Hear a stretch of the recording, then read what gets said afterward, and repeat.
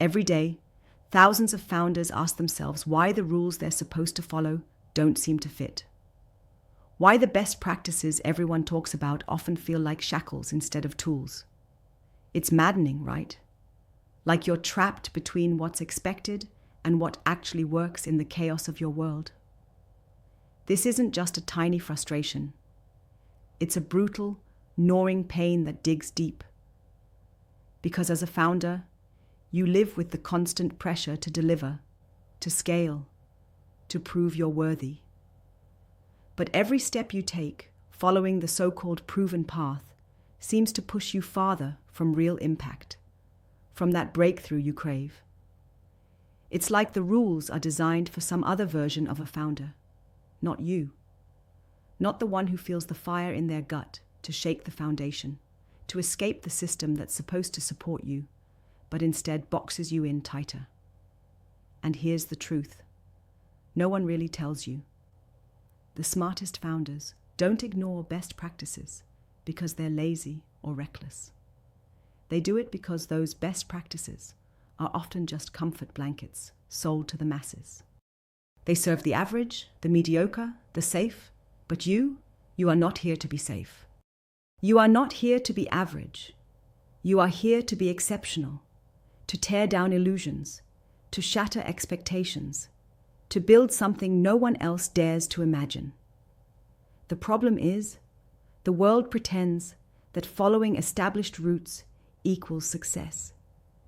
But we all know success is a messy, jagged journey that resists any fitting into neat little boxes.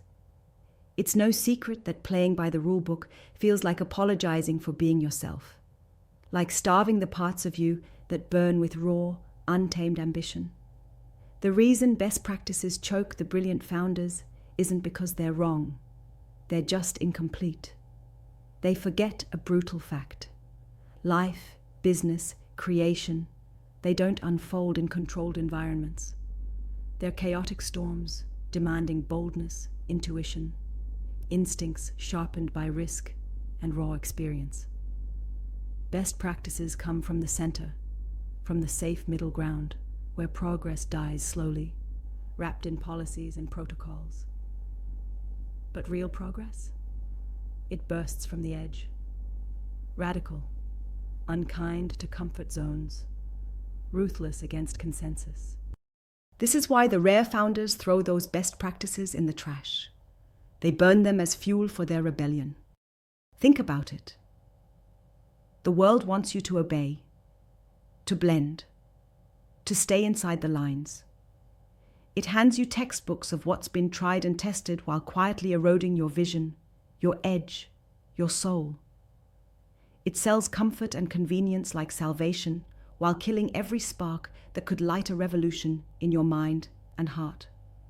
Best practices are systems trying to substitute true innovation with mimicry.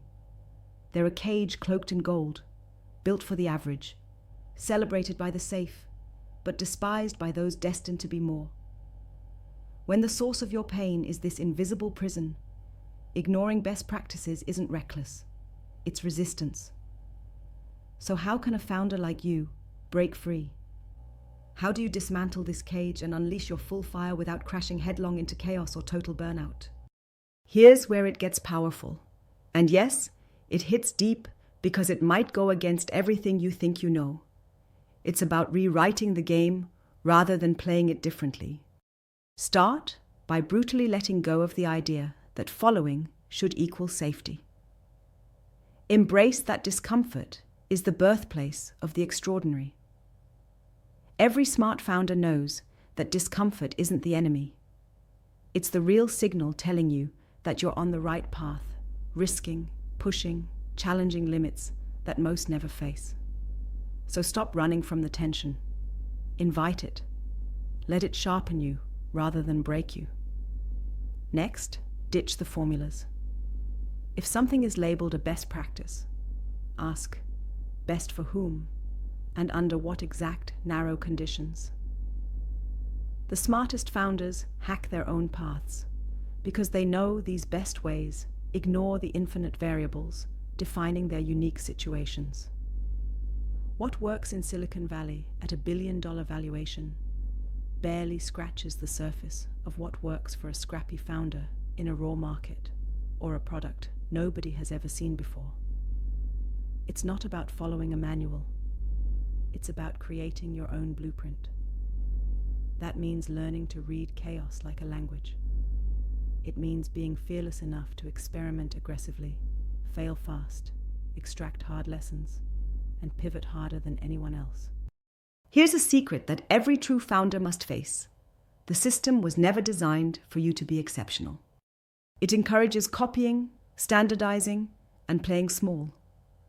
But exceptional founders make the world unrecognizable exactly because they don't fit the system. So leverage that. Detach yourself from conventional measures of progress. Forget shiny metrics that mean nothing beyond pleasing a boardroom or an investor who can't see your vision clearly. Forge your own metrics. Own what success looks like on your terms. This is hard because it means standing alone sometimes, isolated and misunderstood. But isolation is the forge where uncommon brilliance is shaped. Another layer, often ignored, is community.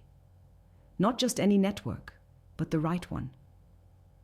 The world is full of followers and critics, but what a smart founder craves is a tribe of misfits, misaligned geniuses who dare as much as you do. Best practices fail in isolation. They thrive when integrated in a network that celebrates difference, not conformity.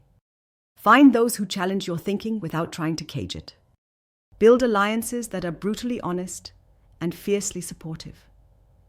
This kind of collective will sharpen you, inspire you, and pull you out of the whirlpools of despair when the climb feels endless. And patience. Don't mistake this for settling. It's the deepest discipline a founder must master. The world loves quick wins and flashy success stories, but the best founders know eternity favors the ones who play the long game. They don't allow the pressure to collapse their vision into quick fixes or shallow trends.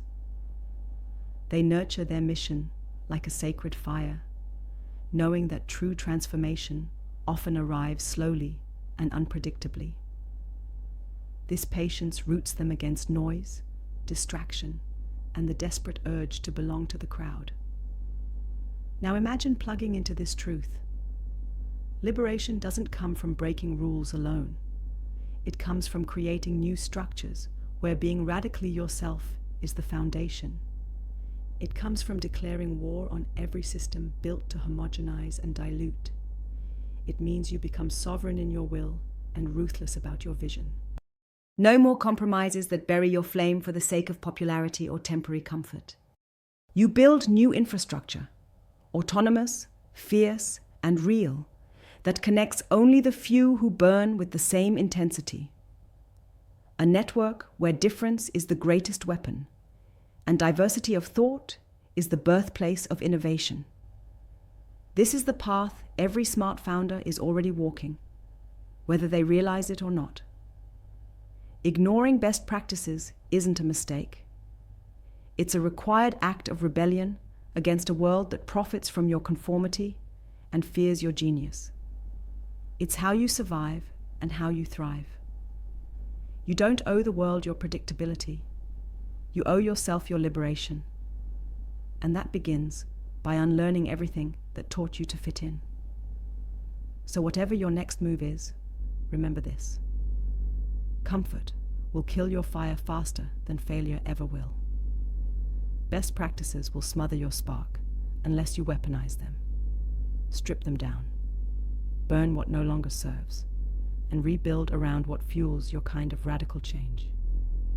This is the brutal, beautiful truth to keep close when the world demands you follow the rules or be left behind. Because the world that waits to welcome you is not the one that already exists. It's the one you create by daring to say no to safety, no to sameness, and yes to your untamed, uncompromising self. The founder's journey is a rebellion. It's uncomfortable. It's lonely. It's electrifying. but it is the only path to the freedom and power you were made for. The system forgot the exceptional. Then become the exception it can't ignore. The struggle isn't the problem.